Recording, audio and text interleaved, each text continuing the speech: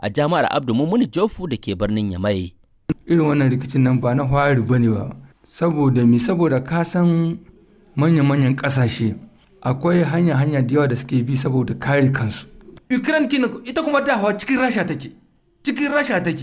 A shekara 1991 ta samu incinta.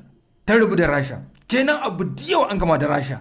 Asiri da yawa na Rasha ta sani. Arziki da yawa an raba, ka gane ko?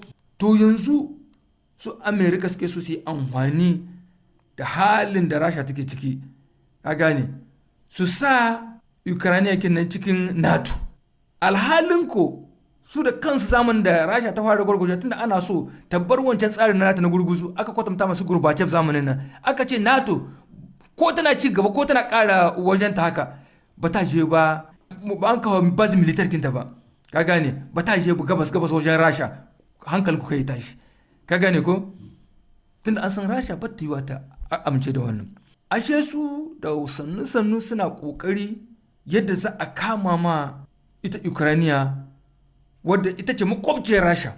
Ka gane? Ita kanta ta zama sansanin sojoji na NATO. Ana so a kama mata. Na farko sai aka kawo Zelensky. Aka kawo kenan iko da president wanda yana ra'ayin kasashen yamma. Kaga na farko ko daman shi komi ai hanyar siyasa ita take buɗe shi. Kenan tun da ra'ayin shi ɗaya an maida shi na wannan sai ya kawo wannan komi tabi'a irin na yamma akan wannan al'adodi akan tattalin arziki da saura kuma yace zai girka, ka gane ko, sansanin soje na NATO a ƙasa, shi ma zai zama ɗan NATO kin, ka gane. Saboda haka ramuwar gayya ce watakila ita Rasha take yi akan Ukraine kenan? Shi da ya ce zai yi Ukrainiya so ake a gaskiya a yi amfani da ita. Daukacin manyan kasashen yamma sun yi wa kasar Rasha ca kan yunkurinta na mamaye Ukraine, inda suka yi ta jera mata wasu ƙarin takunkumi, ciki har da takunkumi irin na ƙwallon ƙafa. Shin Farfesa Isa Muhammad, ko wannan ne karon farko da wata babbar ƙasa a duniya ke neman ta mamaye ƙaramar ƙasa da take makwabtaka da ita da cimma wata manufa? Wannan abu shi ma yana so in ji hankalinka, ba na farko ba ne ba. Manyan ƙasashe wajen kare lahiyar ƙasarsu, ka gane ko, ba tsaya ba suke abu sai ya tardo su, ba sai ya tardo su ba, kan ya zo ma suna hangen shi.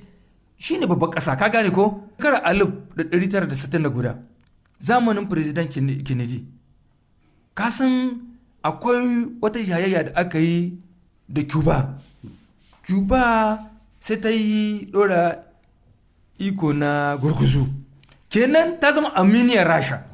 Ka gane ko? To Fidel Castro gwamnatin ƙasar a kilo 140 ne daga Florida, daga Italy, daga Amerika. Wato Florida, ka gane ko? Kenan su Rasha zamanin su ma sai suka zo kusa, tunda suna da mutumin su nan wurin ƙasar da suke amince, ka gane?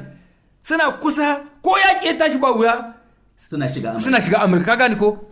Lokacin da president na Amurka Kennedy ya ji, lokacin nan ya yi wani babban speech, ya ce ma Khrushchev gwamnatin wannan, ya ce an baka hudda wa'annan fizikin da ka kawo nan wurin ana tashin hankali, ka hudda su babu tsaya babu wannan.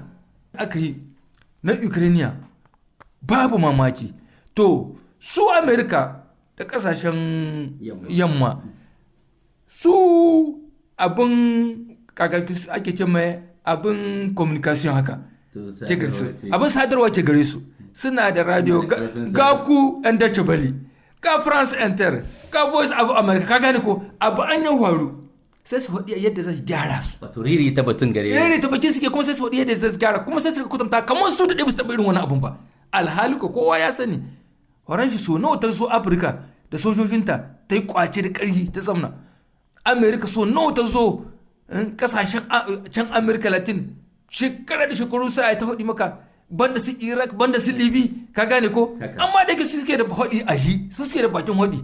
Daga wani wuri an yi abu sai su kutumta kamar wa'annan mutanen su wannan aljanai ne, su ba su kula da haƙƙin ɗan adam, su wane ne da wane ne, kamar su ba su taɓa yin haka nan ba. Farfesa Malam Isa Muhammad kenan, masanin tarihi kuma malami a jami'ar Abdu Mumuni Jofu da ke birnin Yamai.